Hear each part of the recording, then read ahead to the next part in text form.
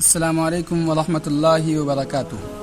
سامعین و ناظرین، دارالعلوم دیوبند کے شعبہ تعلیمات کی طرف سے اعلان جاری ہو گیا ہے۔ جی ہاں، دارالعلوم دیوبند کے شعبہ تعلیمات کی طرف سے امتحان ششم ماہی کے متعلق اعلان آیا۔